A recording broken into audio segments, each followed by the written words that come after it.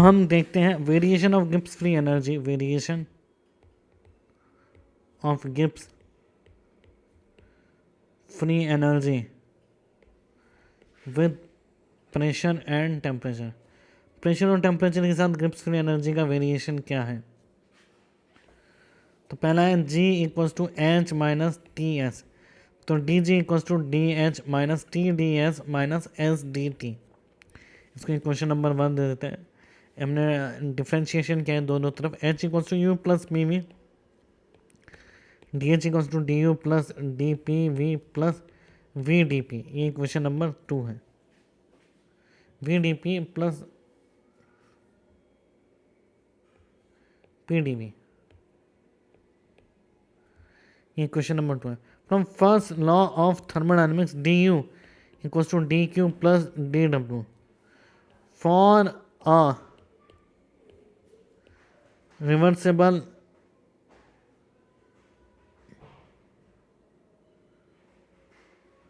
Form, reversible equation for a reversible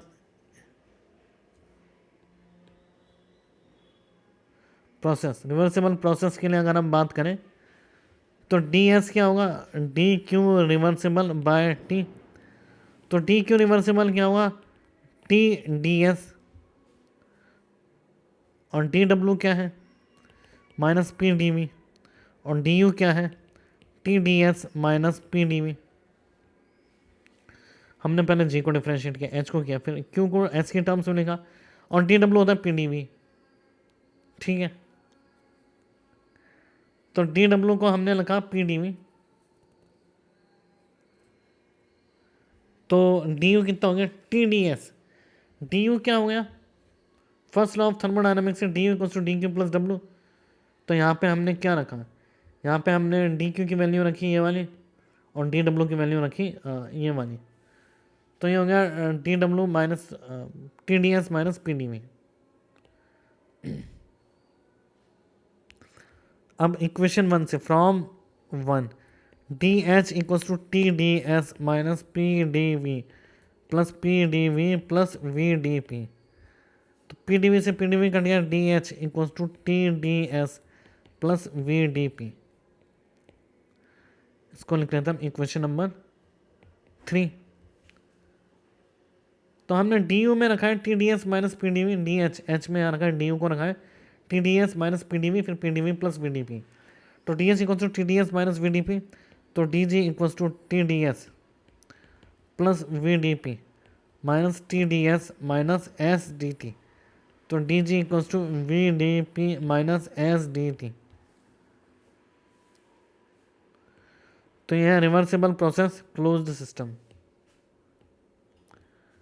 reversible process है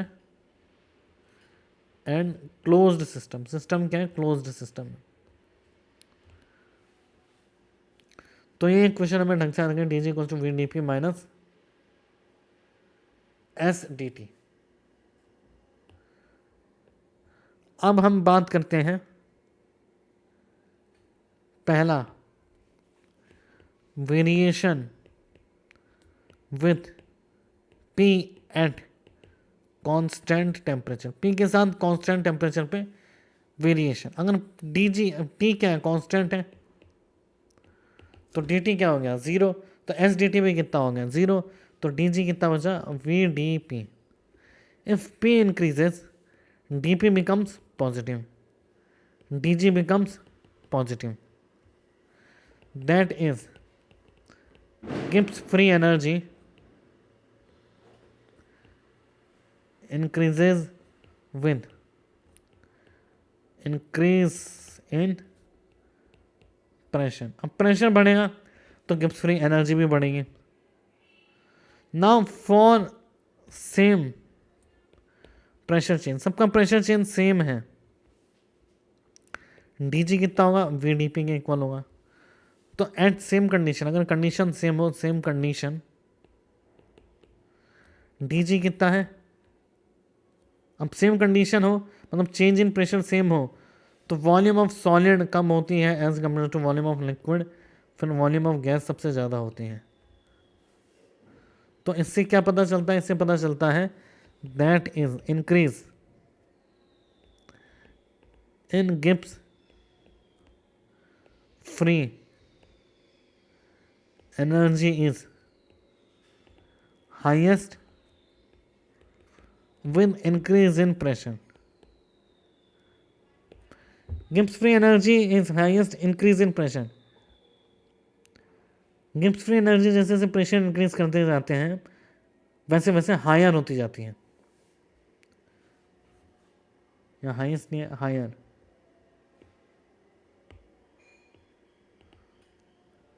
तो अगर हम कर्व ड्रॉ करें हमारा Gibbs free energy versus pressure, तो for the same pressure solid, liquid और गैस,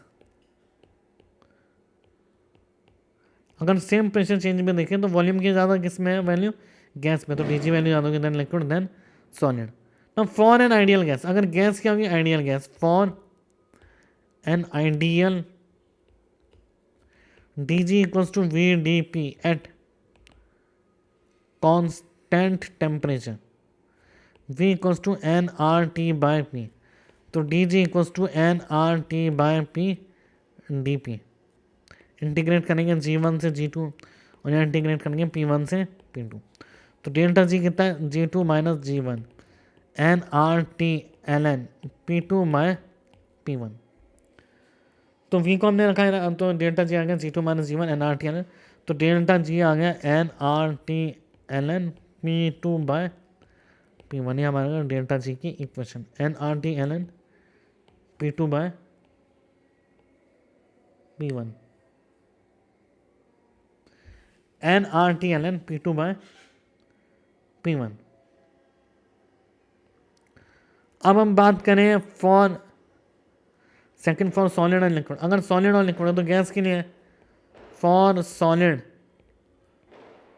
एंड लिक्विड, जिसमें हम P V equals to N R T use नहीं कर सकते। वॉल्यूम क्या रहता है सॉलिड एंड लिक्विड का, कांस्टेंट, तो डी जी क्या होता है, integration of V D P, तो डेल्टा जी क्या हो गया वी, और प्रेशर क्या change, P2 minus P1। Solid और लिक्विड में प्रेशर जो चेंज होता है वो होता है V P2 माइनस P1। ये काफ़ी इंपॉर्टेंट है। अगर सॉलिड और लिक्विड में जी एडवांस में ऑलरेडी एक क्वेश्चन आ चुका है जिसमें सॉलिड और लिक्विड का डेल्टा जी निकालना था और pressure of the diamond graphite में चेंज हो रहा था, तो V P2 माइनस P1 हो जाएगा हमारा डेल्टा जी अगर सॉलिड या लिक्विड में हो। इसी को एक क्वेश्चन की मदद से समझते हैं हम। क्वेश्चन है what is the free energy, what is the free energy change, free energy change delta G when 1 mole of water at 100 degree centigrade and 1 atm pressure is converted into steam at 100 degree centigrade and 2 atm pressure. एक मोल water 100 degree और pressure बढ़ गया 2 atm, तो H2O liquid है और H2O gas है। यहाँ 1 atm है, यहाँ 2 atm है, यहाँ 1 मोल है और यहाँ 100 डिग्री सेंटीग्रेड है। तो H2O लिक्विड से जा रहा है वापस से H2O गैस में, तो पहले तो इसको H2O गैस में भेजेंगे with the same temperature 1 atm तक। डेल्टा जी इक्विलिब्रियम क्या हो जाएगा इसमें, ज़ीरो, क्योंकि डेल्टा जी इक्विलिब्रियम क्या होता है, ज़ीरो, लिक्विड और गैस का इक्विलिब्रियम है। डेल्टा जी गैस हो जाएगा 1 into R into 1 R T, हमने जो फॉर्मूला देखा था N R T, 373 L N P2 by P1, 2 by 1। तो गैस का अगर मैं प्रेफर तो डेल्टा जी कितना हो जाएगा, delta G equilibrium plus delta G gas, मतलब delta G 1 plus delta G जो 2, क्योंकि ये स्टेट फंक्शन है। अब तीसरा है हमारे पास फेज ट्रांसफॉर्मेशन।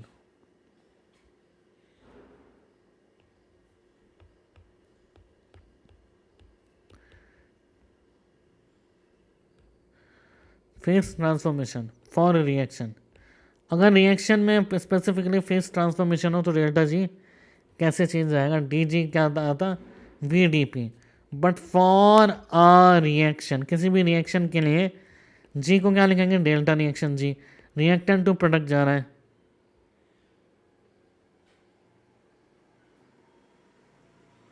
वी को क्या लिखेंगे, डेल्टा आर वी।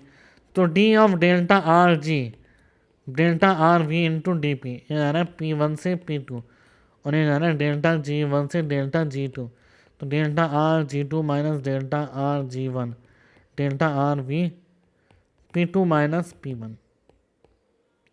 ये किसी भी फेस ट्रांसफॉर्मेशन के लिए हमारे पास वैल्यू आ रही है। तो फेस ट्रांसफॉर्मेशन जो मैंने आपको एग्जांपल दिया था डायमंड टू ग्रेफाइट, वो बेटर है कि हम यहाँ यूज़ करें। चलिए वही एग्जांपल हम यहाँ देखते हैं जो काफ़ी इंपॉर्टेंट पार्ट है यहाँ का। तो अगर हम देखें कि क्वेश्चन देखें, वो पर्टिकुलर एग्जांपल यहाँ देखने को मिलता है इस वाले पर्टिकुलर केस में। Calculate the equilibrium pressure in pascal. Pascal में equilibrium pressure for the conversion of graphite to diamond. Diamond से ग्रेफाइट में कन्वर्ट, ग्रेफाइट से डायमंड में कन्वर्ट करना है at 25 degree centigrade. The densities of graphite and diamond, graphite और diamond की density may be taken to be 2.2 and 3.4 gram per CC respectively and are independent of pressure। और pressure की क्या है ये, independent. Given delta G naught 298 है हमारे पास, C graphite to C diamond as 3.86 joule per mole. तो हमारे को दे रखा है कार्बन ग्रेफाइट से बदल रहा है कार्बन डायमंड में।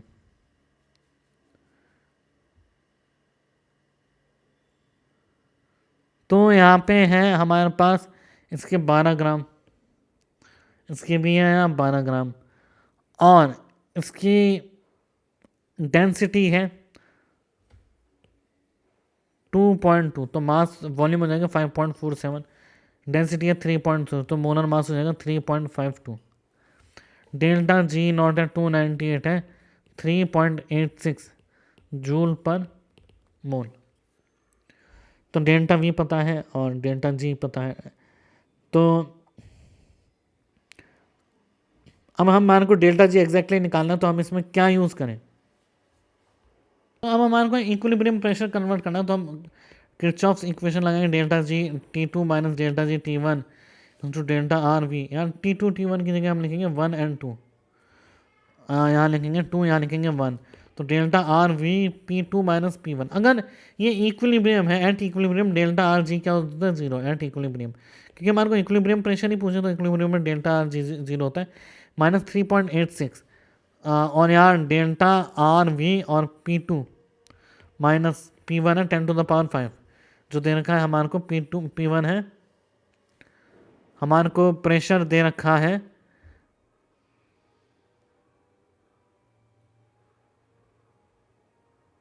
जी नॉट दे रखा है, तो फिर हमारे को डेल्टा जो जी नॉट है वो दे रखा है 298 केल्विन में 3.86, तो मतलब इसका मतलब होता है 1 बार, और 1 बार होते हैं 10⁵ पास्कल। तो ये डेल्टा जी टू की जगह हम क्या लेंगे, डेल्टा जी नॉट आर दे रखा है हमारे को, तो वैल्यू रख ली हमने। तो यहाँ डेल्टा आर वी आ रहा है हमारे पास, और डेल्टा आर वी की वैल्यू कितनी है 1.93, जो वॉल्यूम चेंज हो रहा है वो रहा है 5.46 से माइनस 3.52, तो डेल्टा वी है 1.93 माइनस 1.93, एक्चुअली नेगेटिव चेंज होगा क्योंकि वॉल्यूम डिक्रीज हो रहा है। तो डेल्टा वी क्या है माइनस 1.93, और ये है सेंटीमीटर क्यूब, इसको मीटर क्यूब में बदलेंगे तो ये हमारे पास आ जाएगा इंटू 10⁻⁻6। तो सारी वैल्यूज रखेंगे minus 3.86 two minus 1.93 into 10⁻⁻6 P2 minus 10⁵, तो P2 की वैल्यू यानी 21 इंटू 10⁵ पास्कल। तो इस तरीके से काफ़ी ज़्यादा अच्छा क्वेश्चन था ये 10⁻⁻6 है। P2 की वैल्यू 21 इंटू 10⁻⁵ पास्कल। अब हम देख रहे हैं variation of Gibbs free energy. Variation of Gibbs free energy, Gibbs free energy का जो वेरिएशन है विद टेम्परेचर। अब टेम्परेचर एंड कांस्टेंट प्रेशर के साथ कैसे, D G equals to V D P minus S D T होता है, and constant P, D G कितना हो जाएगा माइनस एस डी टी, तो डी जी कितना हो जाएगा माइनस एस डी टी। तो एस डी टी की अगर हम बात करें, अगर एक सब्सटेंस है for a substance, for a reaction, अगर सब्सटेंस और रिएक्शन की बात करें तो सब्सटेंस के लिए क्या होगा, S equals to negative D G by D T at constant pressure. तो एस क्या है यहाँ पे, negative of slope of G T curve, और for a reaction delta R S क्या हो जाएगा, negative D delta R G by D T. Delta R S क्या है, negative slope of delta R ji versus T graph. तो S है हमारे पास, कोई सब्सटेंस पर कोई रिएक्शन हो तो डेल्टा एस नहीं होता, रिएक्शन का डेल्टा नॉट एस होता है। तो एज इंक्रीज इन टेम्परेचर, अगर टेम्परेचर इंक्रीज हुआ,